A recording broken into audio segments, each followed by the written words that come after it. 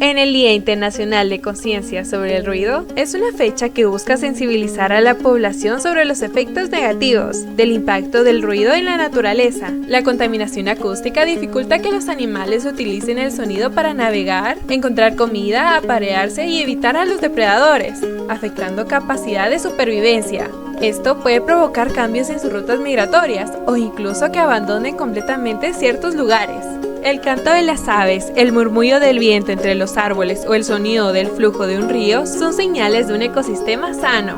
Para conservar estos sonidos es importante reducir el ruido artificial en áreas naturales, crear zonas de silencio y promover un turismo responsable. Escuchar la naturaleza también es una forma de conectarnos con ella y valorarla.